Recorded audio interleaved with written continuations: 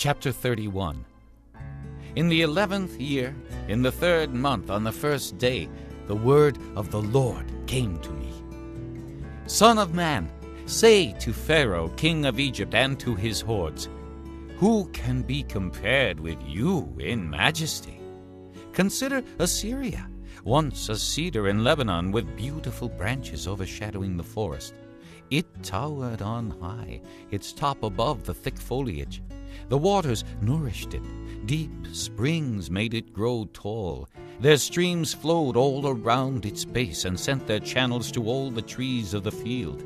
So it towered higher than all the trees of the field. Its boughs increased and its branches grew long, spreading because of abundant waters. All the birds of the air nested in its boughs. All the beasts of the field gave birth under its branches. All the great nations lived in its shade. It was majestic in beauty, with its spreading boughs, for its roots went down to abundant waters.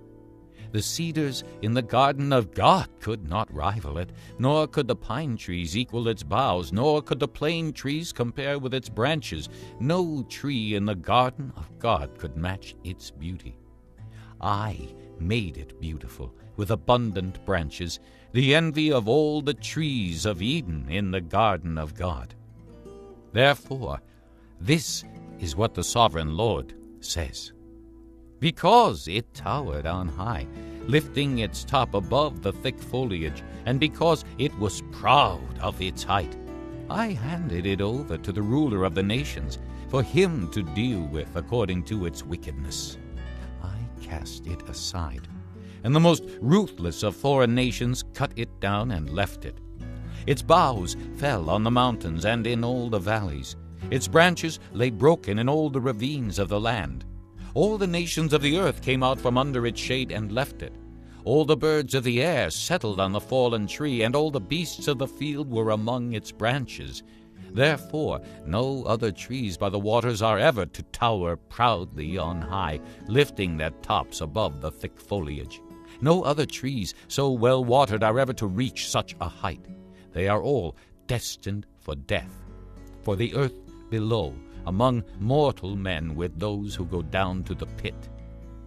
This is what the sovereign Lord says. On the day it was brought down to the grave, I covered the deep springs with mourning for it. I held back its streams, and its abundant waters were restrained. Because of it I clothed Lebanon with gloom, and all the trees of the field withered away. I made the nations tremble at the sound of its fall when I brought it down to the grave with those who go down to the pit. Then all the trees of Eden, the choicest and best of Lebanon, all the trees that were well watered, were consoled in the earth below. Those who lived in its shade, its allies among the nations, had also gone down to the grave with it, joining those killed by the sword. Which of the trees of Eden can be compared with you in splendor and majesty? Yet you too will be brought down with the trees of Eden to the earth below. You will lie among the uncircumcised, with those killed by the sword. This is Pharaoh and all his hordes, declares the sovereign Lord.